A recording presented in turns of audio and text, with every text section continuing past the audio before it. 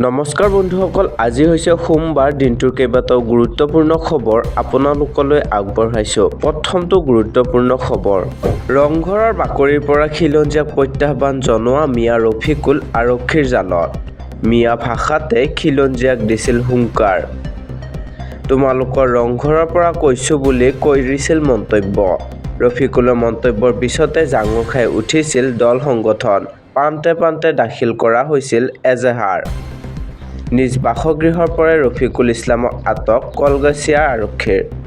পৰৱৰ্তী খবৰ, পাকিস্তানক ধূলিসাৎ কৰি ইতিহাস ৰচিলে টীম ইণ্ডিয়াই। টি-20 বিশ্বকাপত ভাৰতৰ জয়-জয়কাৰ। পাকিস্তানৰ বিৰুদ্ধে 61 ৰানত জয়লাভ টীম ইণ্ডিয়াৰ। বিশ্বকাপত ভাৰতৰ জয়-জয়কাৰ। পৰৱৰ্তী খবৰলৈ আগবাঢ়িছোঁ। অসমৰ মাননীয় মুখ্যমন্ত্ৰীয়ে মন্তব্য কৰে যে গৌৰৱ গগৈ ব্ৰিটিছ টেকনিকত চলা মানুহ। নগাঁও মৰিগাঁৱৰ লগতে হোজাই জিলাৰ মুখ্যমন্ত্ৰী আত্মনিৰ্ভৰ অসম হিতাধিকাৰীৰ মাজত চেক বিতৰণ। অসম প্ৰদেশ কংগ্ৰেছৰ সভাপতি গৌৰৱ গগৈৰ বিৰুদ্ধে পুনৰ সৰব হৈ পৰে মুখ্যমন্ত্ৰী ড হিমন্ত বিশ্ব শৰ্মা। গৌৰৱ গগৈ বিমানবন্দৰত একাপ চাহৰ দাম 100 টকা বুলি কৰা মন্তব্যত প্ৰত্যুত্তৰ দি মুখ্যমন্ত্ৰী হিমন্ত বিশ্ব শৰ্মাই কয়, বিমানবন্দৰত চাহ খোৱাৰ ইচ্ছা গৌৰৱ গগৈৰ আছে, তেওঁ বিমানবন্দৰত খাব, আমি বাহিৰত খাম, আমি ফুটপাথত চাহ খোৱা মানুহ। গৌৰৱ গগৈৰ গোটেই টেকনিকটো হ'ল ব্ৰিটিছ। তেওঁৰ ল'ৰা ব্ৰিটিছ, ছোৱালী ব্ৰিটিছ, পত্নী ব্ৰিটিছ। তেওঁলোকক ফুটপাথত চাহ খাবলৈ অনুমতি নিদিব। সেইকাৰণে গৌৰৱ গগৈ বিমানবন্দৰত চাহৰ দাম জানে আৰু আমি ফুটপাথৰ চাহৰ দাম জানো।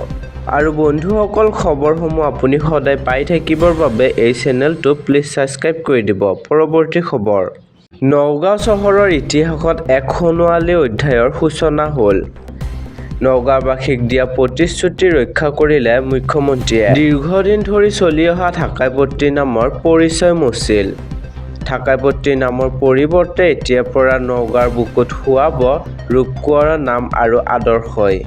প্ৰতিষ্ঠা কৰা হ'ল ৰূপকোঁৱৰ জ্যোতিপ্ৰসাদ আগৰৱালাৰ প্ৰতিমূৰ্তি। নগাঁৱৰ গুৰুত্বপূৰ্ণ ব্যৱসায়িক কেন্দ্ৰ ঢাকাইপট্টি নামেৰে পৰিচিত আছিল। ঢাকাইপট্টি নামেৰেই অসমীয়াৰ আৱেগ সংস্কৃতি নাছিল কোনো সম্পৰ্ক। মুখ্যমন্ত্ৰীৰ এই পদক্ষেপৰ ফলত নগাঁৱৰ পৰা আঁতৰিল এই অচিন পৰিচয়। মুখ্যমন্ত্ৰীৰ এই সাহসী পদক্ষেপক নগাঁৱৰ সচেতন মহলে জনাইছে আদৰণি।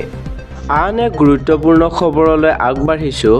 তাৰিক ৰহমানৰ শপত গ্ৰহণ অনুষ্ঠানত ভাৰতক প্ৰতিনিধিত্ব কৰিব ওম বিৰলাই। 17 ফেব্ৰুৱাৰীত বাংলাদেশত নতুন চৰকাৰৰ শপত গ্ৰহণ অনুষ্ঠানত ভাৰতকে ধৰি 13খন দেশক আমন্ত্ৰণ জনোৱা হৈছে।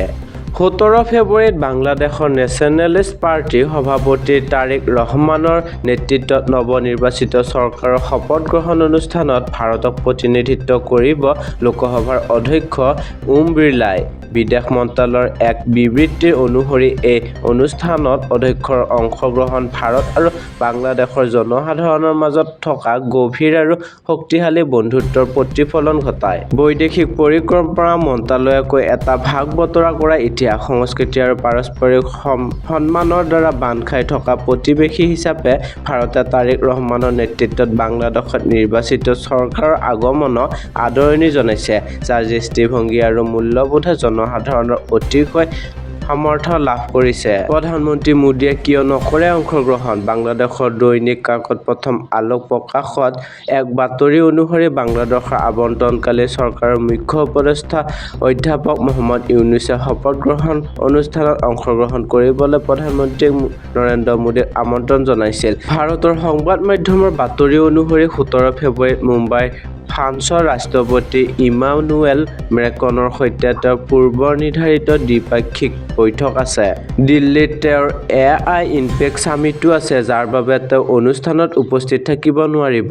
আৰু আনহাতে 13খন দেশলৈ আমন্ত্ৰণ। কূটনৈতিক সূত্ৰ অনুসৰি বাংলাদেশত নৱনিৰ্বাচিত চৰকাৰৰ শপত গ্ৰহণ অনুষ্ঠানত অংশগ্ৰহণৰ বাবে ভাৰতৰ লগতে চীন, পাকিস্তান, ছৌদি আৰৱ, তুৰস্ক, সংযুক্ত আৰৱ আমিৰশ্বাহী, কাটাৰ, মালয়েছিয়া, ব্ৰুনাই, শ্ৰীলংকা, নেপাল, মালদ্বীপ, ভূটানক আমন্ত্ৰণ জনাইছে। অহা 17 ফেব্ৰুৱাৰীত মঙলবাৰে বিয়লি ৰাষ্ট্ৰীয় সংসদৰ চাউথ প্লাজাত নতুন মন্ত্ৰীসভা শপত গ্ৰহণ অনুষ্ঠান অনুষ্ঠিত হ'ব।